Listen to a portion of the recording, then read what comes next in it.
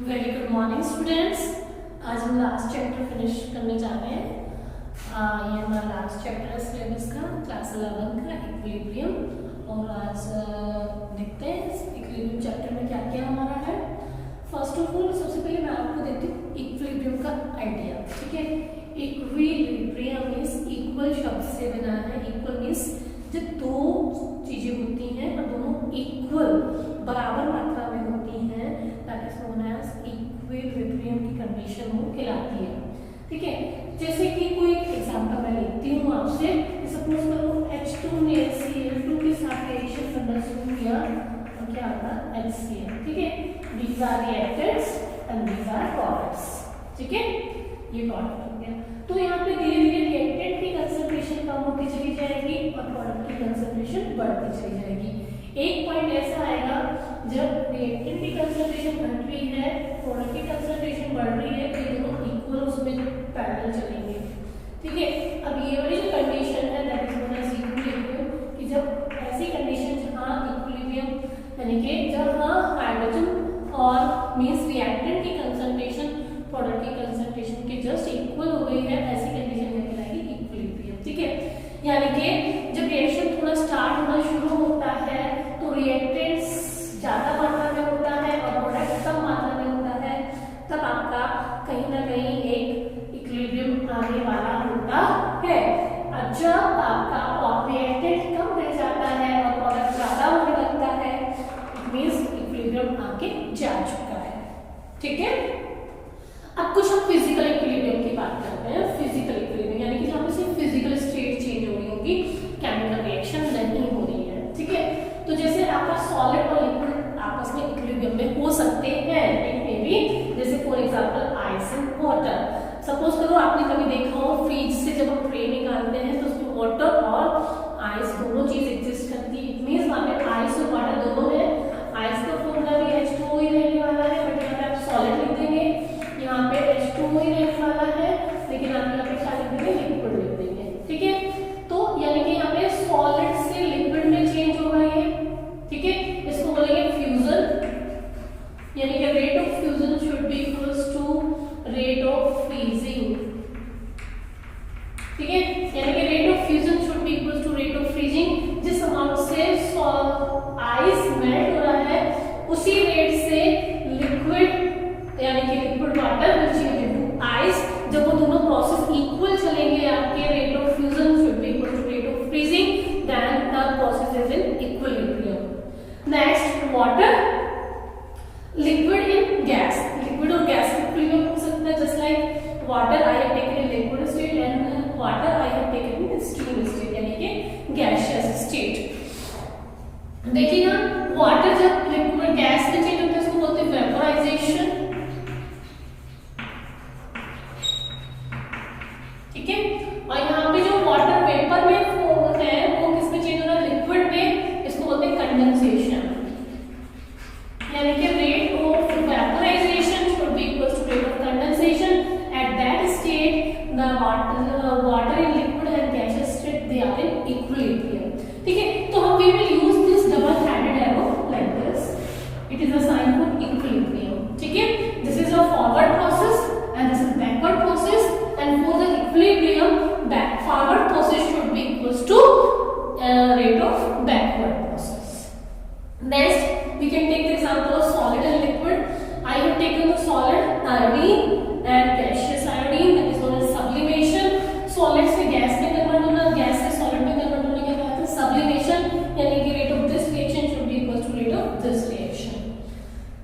Now next, I can take the solid और gas in liquid, यानी कि solution की फॉर्म में ले सकते हैं। This solution की बात करती हूँ मैं।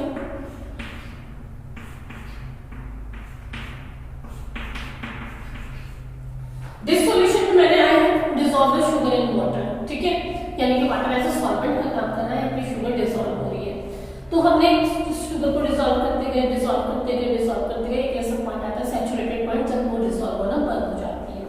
इट मींस कुछ शुगर सॉल्यूशन में है और कुछ शुगर सॉलिड फॉर्म में एज इट इज वहां पर सॉल्यूशन में डली हुई है। अब होता क्या है कि कुछ जो सॉल्यूशन शुगर डिसॉल्व हो गई है वो किस में जाएगी, आपकी सॉलिड फॉर्म में। यानी क्रिस्टलाइजेशन हो जाएगा।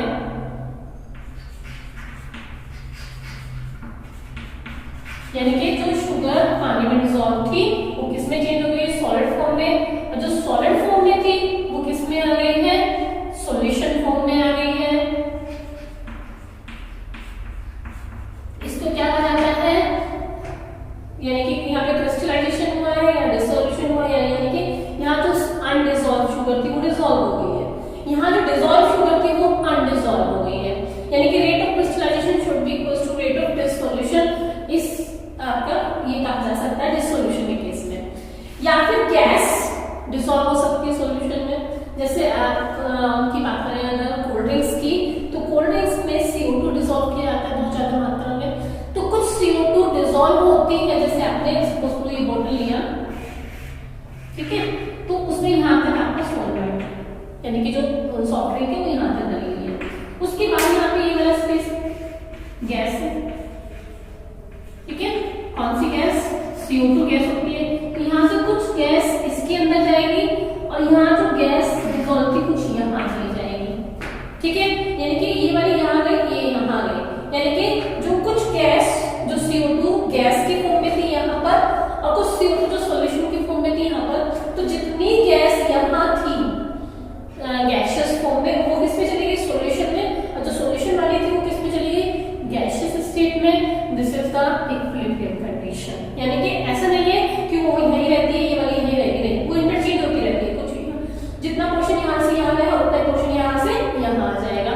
That state is called equilibrium state, यानी कि फॉरवर्ड और बैकवर्ड प्रोसेस इक्वल अमाउंट में चल रहा है। These are some cases of physical equilibrium. Okay, now कुछ केसेस केमिकल इक्विलिब्रियम के देख लेते हैं। Let's see the case of equilibrium in chemical process. I have taken the example of H2 plus I2. It will change into hydrogen iodide. Balance the equation H2 plus I2 2HI.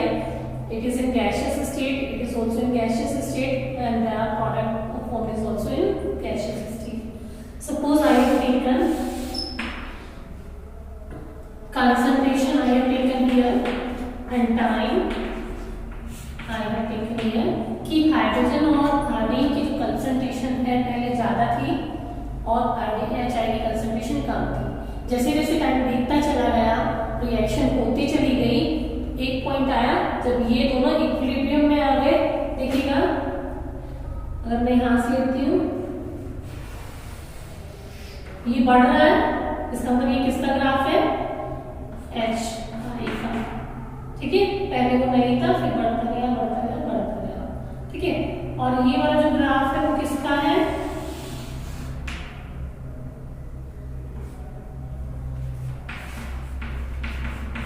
H2 plus I2 का, ठीक है, इस तरीके से ये क्या हो गया, इक्विलिब्रियम हो गया जब ये दोनों इक्वल कंडीशन में थे। ये ग्राफ पहले ऐसे चला फिर कांस्टेंट हुआ फिर यानी कि ये वाला जो पॉइंट है वो इक्विलिब्रियम कहलाएगा। पहले रिएक्टेंट बनना प्रोडक्ट बनना शुरू हुआ, फिर ये रिएक्टेंट घटना शुरू हुआ, ये दोनों बराबर आ गए, उसके बाद ये बढ़ गया और ये बिल्कुल ही कम हो गया, ठीक है। इस तरीके से we can show the graphically the concentration versus time graph in equilibrium. Okay students, now equilibrium constant क्या होता है, let's see the equilibrium constant.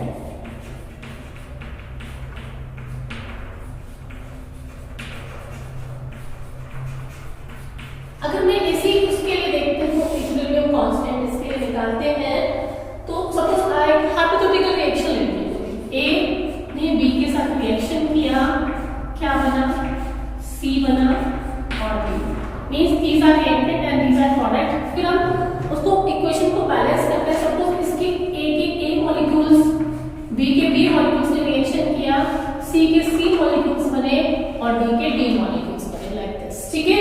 इस तरीके से हमारी कुछ रिएक्शन हो गई है, एक हाइपोथेटिकल रिएक्शन बने हुई है। अब I want to know the equilibrium constant, this is equilibrium constant is equals to the ratio of product of concentration, this is the bracket stands for concentration of product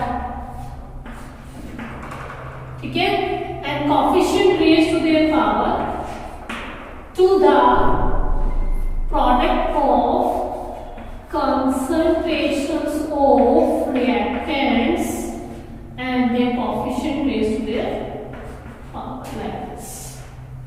ठीक है, फिर से देख लीजिए क्या कहा मैंने कि इक्विलिब्रियम कांस्टेंट रेशियो होती है, यानी कि ये और ये इसकी रेशियो, किसकी ratio? Product of concentration of products and coefficient raised to their power to the product of concentration of reactants and coefficient raised to their power. Suppose करो मुझे इस इक्वेशन के लिए इक्विलिब्रियम कांस्टेंट निकालना है, Kc is equals to, क्योंकि यहाँ एक ही प्रोडक्ट है हमारे पास, तो I will write Hi like this and ये coefficient raised to their power upon here there are two products, sorry two reactants, I will take like this.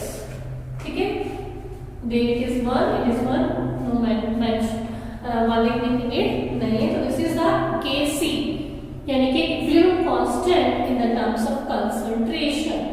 ठीक है, क्योंकि मैंने यहाँ कंसंट्रेशन से रिप्रेजेंट किया है, K is equilibrium constant and C represent the equilibrium constant in the terms of concentration. एक Kp भी आया है, यानी कि equilibrium constant in the terms of pressure. तो यहाँ तक आई थिंक मुझे क्लियर हो गया होगा। आप इन रिएक्शंस के लिख के दिखाएंगे, जैसे N2 प्लस H2, जब किसी का भी इक्विलिब्रियम कांस्टेंट लिखते हैं तो सबसे पहले वो इक्वेशन बैलेंस होनी चाहिए, बैलेंसिंग आप करेंगे, मैं नहीं करूंगी यहाँ पर। ठीक है, SO2 plus O2 SO3 H2 plus Cl2 HCl, इनके लिए आप क्या लिख लेंगे? इक्विलिब्रियम कांस्टेंट लिख के दिखाएंगे। याद रखिएगा, प्रोडक्ट्स ऊपर लिखा जाता है, रिएक्टेंट्स नीचे लिखा जाता है, तो यहाँ पे आप इक्विलिब्रियम कांस्टेंट निकालना सीख लेंगे। ठीक है, तो क्वेश्चन में आपको इनकी कंसंट्रेशंस दी गई होंगी, तो पुट द वैल्यूज हियर, और जो भी मल्टीप्लाई डिवाइड करना है वो करेंगे और you can calculate the value of Kc। और क्योंकि यहाँ पे कंसंट्रेशन, ये भी कंसंट्रेशन है, तो so there is no unit, it will be a unitless quantity. ठीक है, इसकी कोई यूनिट नहीं आएगी। Is it clear to all of you? तो अब हम आगे बढ़ते हैं। स्टूडेंट्स देखते हैं गैलोव chemical equilibrium.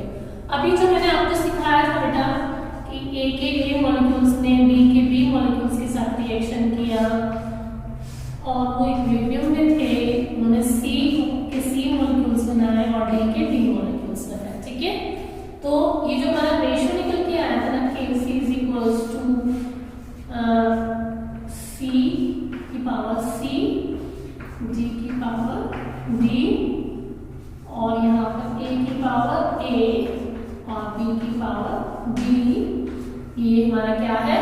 This is law of chemical equilibrium. Law of chemical equilibrium states that कि it is the ratio of किसका ratio of products and raise to their power to the product of concentration of reactant and coefficient raise to their power. This is the law of chemical equilibrium. It can be represented in the form of concentration and in the presence of pressure also. ठीक है, जैसे suppose हमने यहाँ पे ये bracket, this bracket stand for concentration. अगर मुझे इसका Kp लिखना है, I will write like this, P C की पावर C, P D की पावर D अपॉन P की प्रेशर A की power A, P pressure B की पावर B, like this। ठीक है, यानी कि P represent here pressure and this bracket here represent the concentration, C for concentration and P for pressure। Suppose I have taken the चलिए सबसे पहले relation बताती हूँ Kp और Kc और Kc डैश में रिलेशन क्या होता है। I will take an example H2 plus Cl2। ठीक है, अब मैं फॉरवर्ड रिएक्शन के लिए Kc लिखती हूँ। ठीक है, फॉरवर्ड रिएक्शन के लिए। तो फॉरवर्ड रिएक्शन के लिए ये रिएक्टेंट्स में और ये प्रोडक्ट। ठीक है, तो सबसे पहले क्या लिखा जाता है, प्रोडक्ट।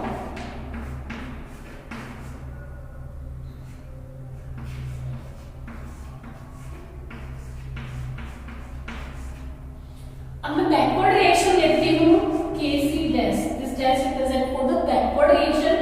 अगर मैं बैकवर्ड रिएक्शन लूंगी ये वाली, तो ये रिएक्टेंट कहलाएगा और ये प्रोडक्ट। ठीक है, आई विल टेक हियर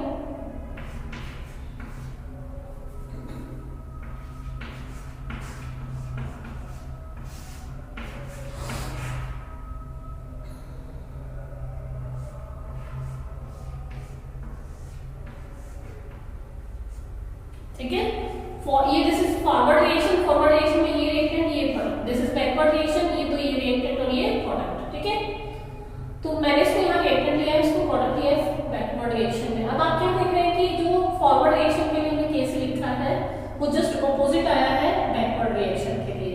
तो you can conclude from this कि Kc is equals to 1 upon Kc dash.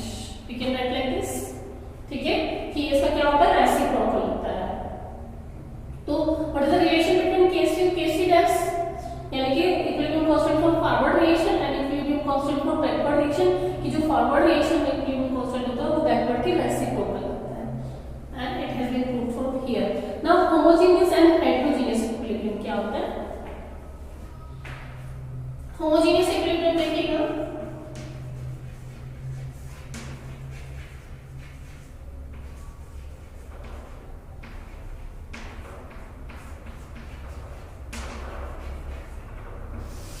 homogeneous मतलब the same, homo मतलब same, यानी कि suppose I have taken H2 plus N2, अब क्या बना हमारा अमोनिया। ठीक है, all these are in same state, reactant products, all these are in same phase, it is also gas, gas and gas। जब reactant and product are all in same phase, then this type of equilibrium is known as homogeneous equilibrium। And when they are in different states, then they are known as heterogeneous equilibrium। देखिए heterogeneous का भी example लेंगे, पहले इसका example ले लेते हैं। First of all right the Kc for this reaction. तो जब हम Kc अगर उसका निकालते हैं, so first of all balance this reaction, now it is balanced। ठीक है, राइट द Kc, तो Kc में हम यहाँ पे कंसंट्रेशन लेते हैं,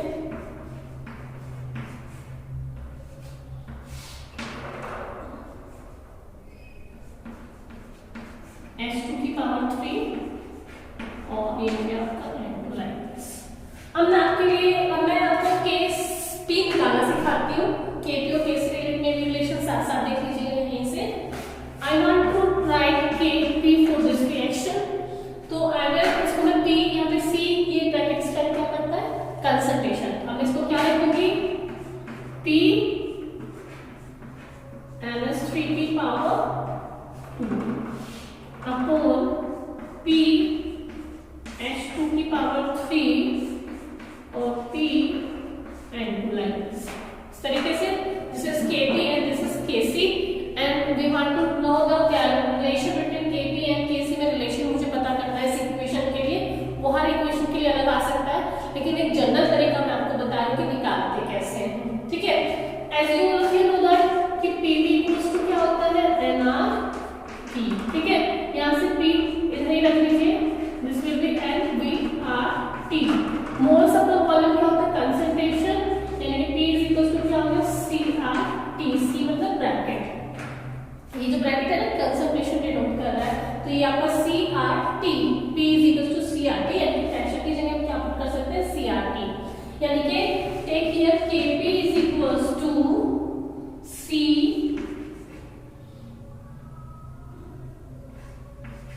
NH3 का RT। इस प्रेशर की जगह मैं क्या पुट कर सकती हूँ, CRT। C को मैं ऐसे भी नोट करूंगी, C NH3 का RT, और इसका क्या है, होल स्क्वायर, ये वाला ब्रैकेट लगा होल स्क्वायर। ठीक है, अब इसी को भी ऐसे रखेंगे, ये हो गया C RT का Q और ये हो गया आपका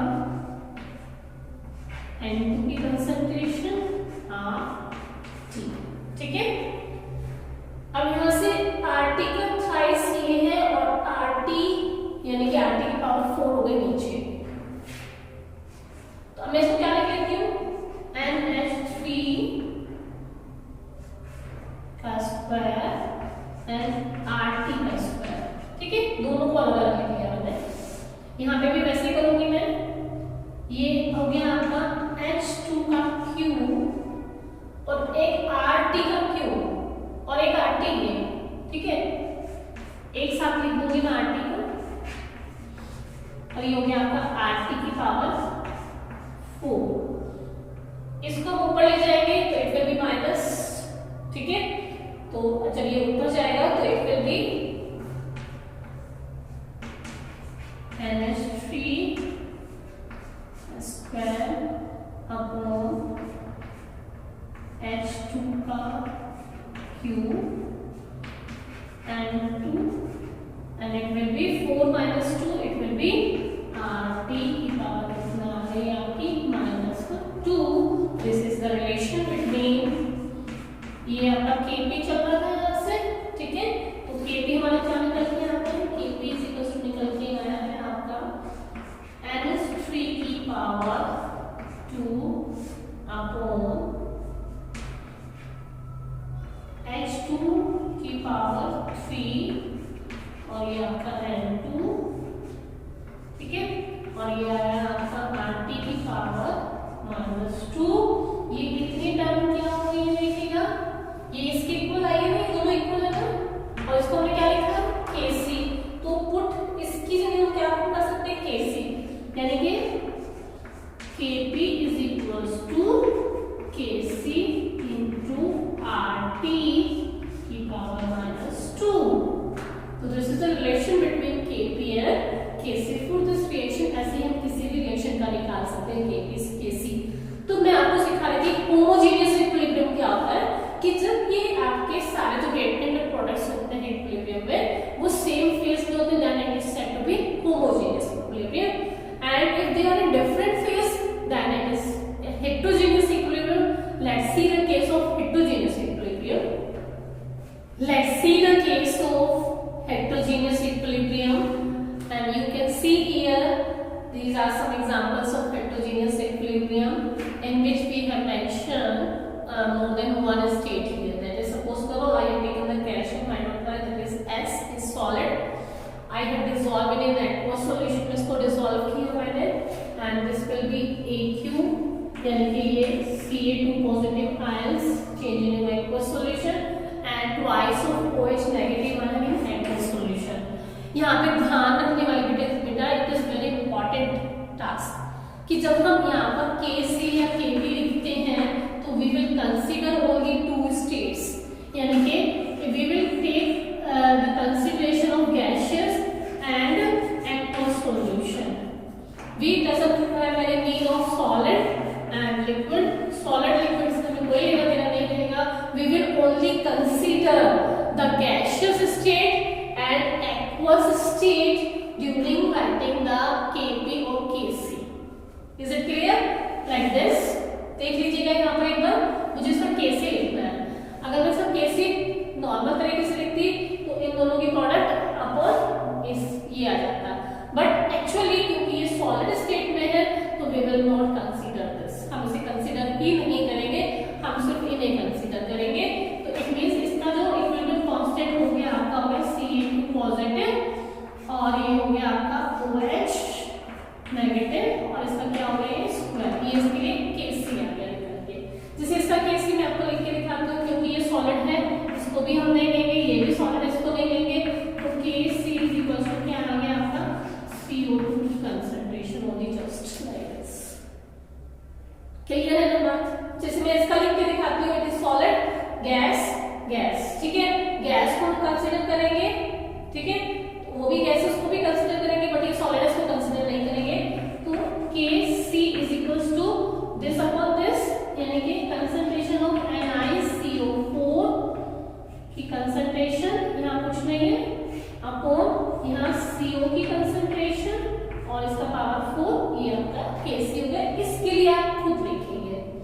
you have to write this for your out, this is the homework. ठीक है, इस तरीके से हमने आज इक्विलिब्रियम कांस्टेंट्स कुछ किया। अब आप नेक्स्ट लेक्चर में करने वाले हैं डिफरेंट टाइप ऑफ एसिड्स और dissociation of acid and base and solubility product. तो ऑलमोस्ट एक लेक्चर में भी हम करने वाले हैं कि factor affecting the equilibrium, equilibrium के कौन कौन से फैक्टर अफेक्ट कर सकते हैं और रिएक्शन कोएफिशिएंट क्या होता है